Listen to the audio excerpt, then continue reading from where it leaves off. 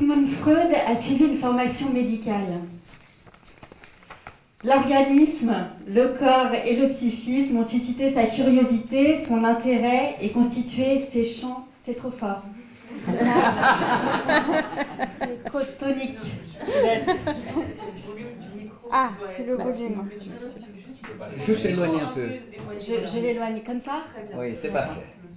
C'est animé, c'est très bien. D'accord. C'est grâce à mes collègues.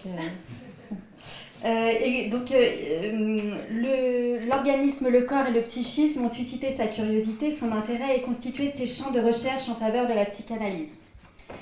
Paralysie, strabisme, convulsions, cécité, mouvements incontrôlés, perte de sensation représentent un panel des symptômes histrioniques en vigueur à la fin du XIXe siècle. Ces symptômes sont dits sans lésion organique et ne sont pas pour autant des symptômes corporels. Ils sont symptômes psychiques de conversion.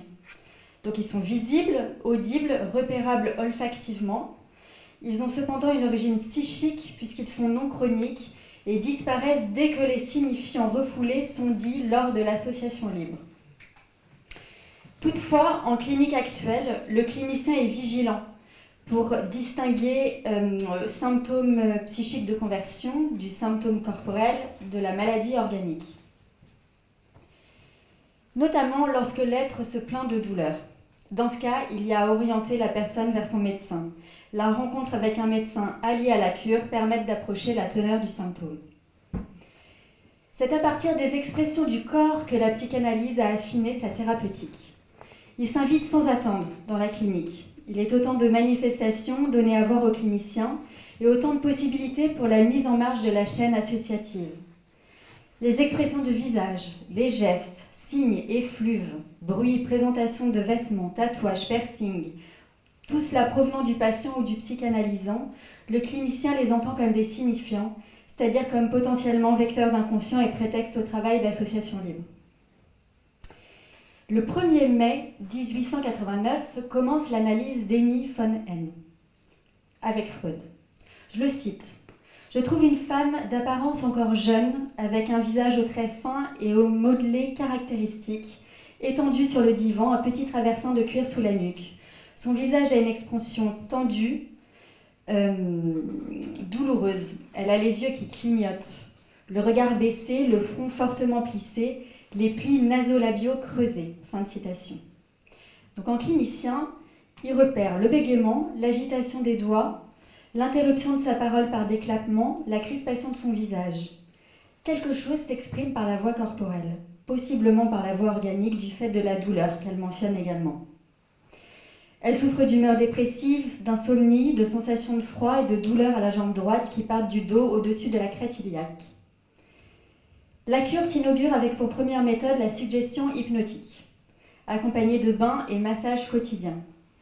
Une partie du travail sous hypnose est de demander à Emmy de chasser ses hallucinations ou délires hystériques, qui font retour avec agitation et alternent avec des états de conscience normaux. Ils sont provoqués à la lecture d'histoires concernant des animaux morts ou à la vision d'images d'animaux. Freud se questionnera plus tard sur le diagnostic différentiel entre une possible zoopsie et une macropsie hystérique. Donc il l'invite à parler sous hypnose et cela l'apaise. Elle lit sa frayeur avec des souvenirs de jeunesse. Cette fois-ci, plutôt que de chasser le souvenir désagréable, il s'associe aux multiples scènes traumatisantes vécues auparavant. Ces scènes, elle les éprouve régulièrement en images, avec toute leur vivacité. Ce sont des réminiscences.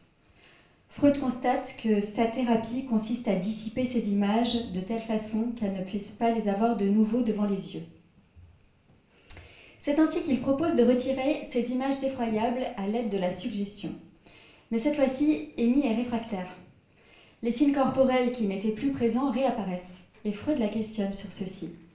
C'est à ce moment-là qu'Emmy lui intime de la laisser dire et de ne plus intervenir. Freud consent. Fernando de Amorim situe ici la naissance de la méthode d'association libre des pensées, à laquelle il a ajouté l'association libre du corps et des rêves. Ainsi, la psychanalyse naît de la rencontre des manifestations psychiques et corporelles de femmes hystériques avec la proposition qu'il leur est faite d'associer librement leurs pensées, c'est-à-dire de les dire comme elles viennent, sans les censurer. Freud a cédé sur l'interventionnisme issu de sa formation médicale. Cette méthode de traitement est devenue règle fondamentale car elle est le moyen connu à ce jour qui permet de fil en aiguille d'approcher le conflit pathogène, source de souffrance. Dans cette lignée constructive, empruntée par Sigmund Freud puis par Jacques Lacan et par le docteur de Amorim, qui effectue un travail de clarté en ce qui concerne le champ opératoire du clinicien qui occupe la position de psychothérapeute, de psychanalyste ou de supposé psychanalyste. Des questions essentielles pour les cliniciens ayant le désir de se former à la psychanalyse se posent. Comment diriger une cure et avec quelle technique ? À quel champ opératoire le clinicien est-il circonscrit ? Se tracer des contours du champ opératoire lui permet d'occuper une position clinique et éthique et de ne pas s'aventurer sur un terrain qui n'est pas sa compétence. Le médecin et le chirurgien traitent l'organisme, comme ça a pu être dit ce matin, et le psychanalyste, le psychisme et le corps. De la même manière, les symptômes ont été distingués selon 3 modes d'expression de la souffrance chez l'être par le docteur de Amorim. Ils peuvent être psychiques, corporels ou organiques, donc comme dit ce matin aussi, selon la voie qu'emprunte la libido.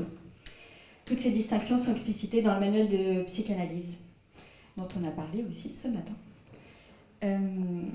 Ces avancées théorico-cliniques sont majeures, parce qu'elles permettent aux cliniciens de prendre appui sur des repères solides lorsqu'ils se trouvent avec le psychanalysant sur le bateau de la cure, naviguant sur les eaux de l'inconscient, selon la transposition de la psychanalyse au milieu aquatique proposée par Fernando de Amorim.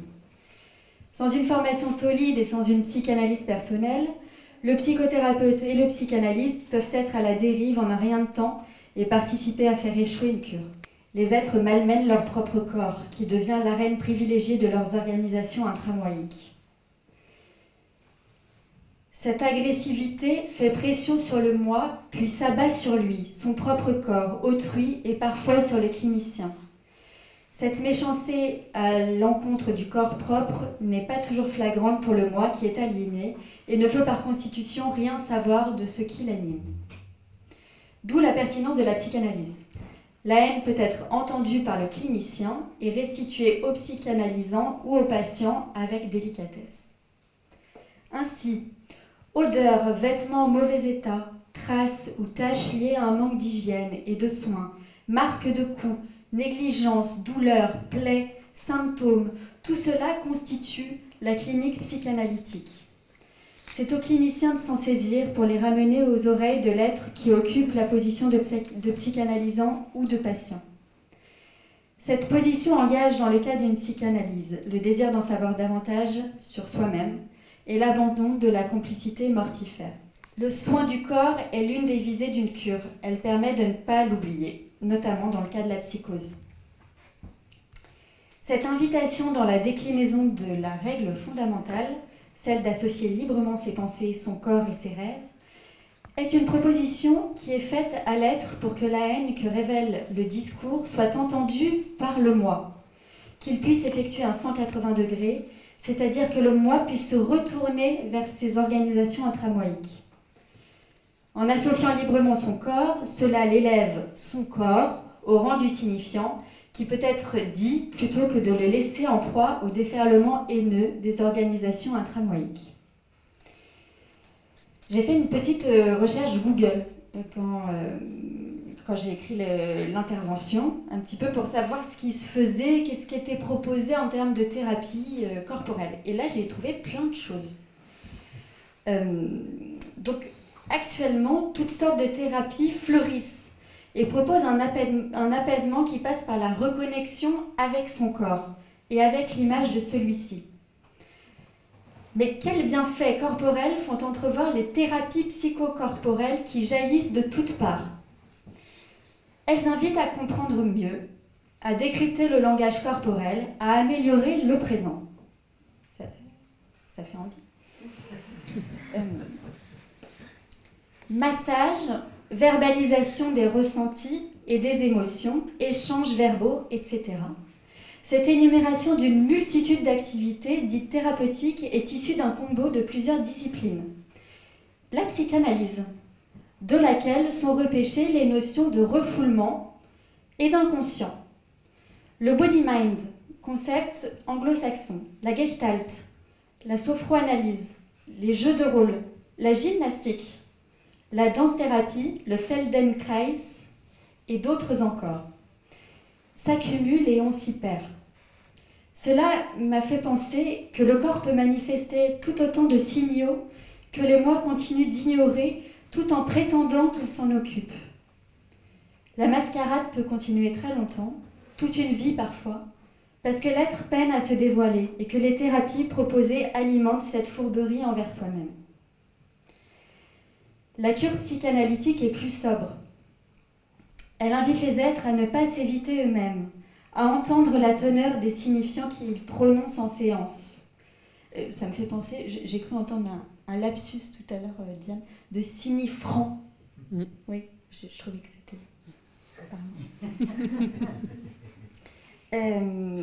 Et donc, à entendre la teneur des signifiants prononcés en séance, à ne pas mettre sous le tapis. Une psychanalyse aide au dépouillement des identifications et non au brouillage des pistes en les amoncelant. Lorsque le corps commence à ne plus être en proie avec la haine, cela s'entend en clinique. Les patients et psychanalysants expriment ce soulagement corporel. Ce moment est une avancée importante de la cure. Il signifie que la libido qui s'écoulait du côté de la bouka pour les symptômes corporels ou du côté du psychisme pour les symptômes de conversion est désormais libre d'investir autrement.